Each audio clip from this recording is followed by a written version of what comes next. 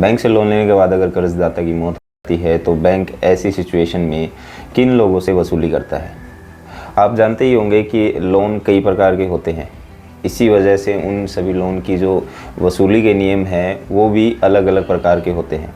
आज हम आपको बताएंगे कि बैंक किस प्रकार के लोन पर आपसे पैसे वसूल करता है और ऐसे कौन से लोन होते हैं जिनमें बैंक आपसे चाह कर भी वसूली नहीं कर सकता। हेलो दोस्तों, स्वागत है आपका हमारे पेज जनता डिपार्टमेंट पर।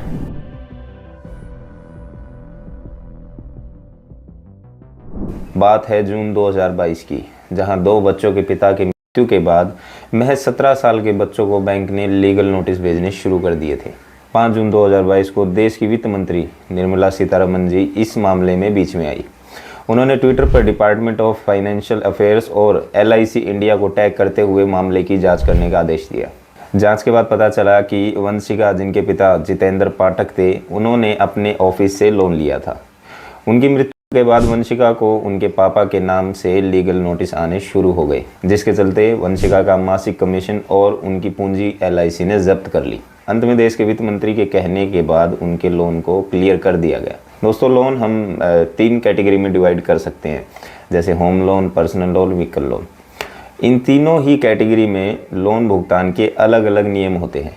आइए इनके बारे में डिटेल में बात करते हैं। आजकल लोग हर छोटी छोटी ज़रूरतों के लिए लोन ले लेते हैं। कई बार ऐसा भी होता है कि अचानक से मुसीबत आ जाने में बैंक की EMI नहीं भर पाते हैं। इसके साथ ही ऐसी सिचुएशन भी आ जाती है जहां कर्जदाता की मौत हो जाती है।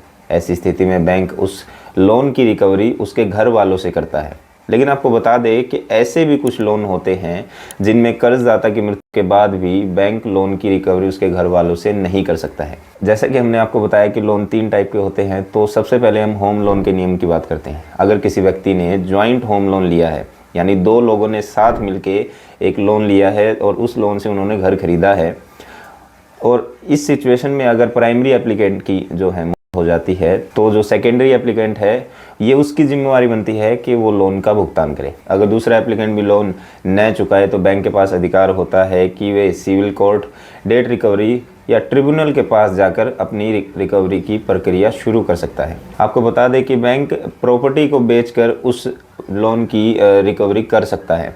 हालांकि परिवार वालों को कुछ समय भी दिया जाता है प्रॉपर्टी को बेचने से पहले, पर होम लोन के केस में बैंक आपके प्रॉपर्टी को बेचकर आपका जो लोन है वो क्लियर कर सकता है। इसके बाद आता है पर्सनल लोन।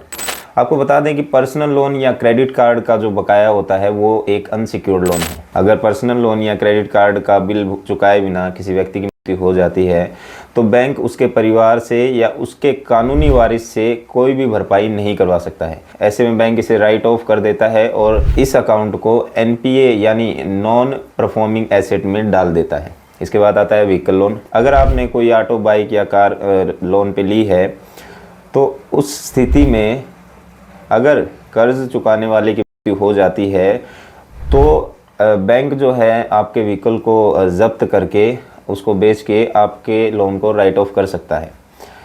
पर यहाँ भी पहले परिवार को नोटिस दिया जाता है। अगर वो लोन भर देते हैं तो आपका जो व्हीकल है वो बैंक जब्त नहीं करता है।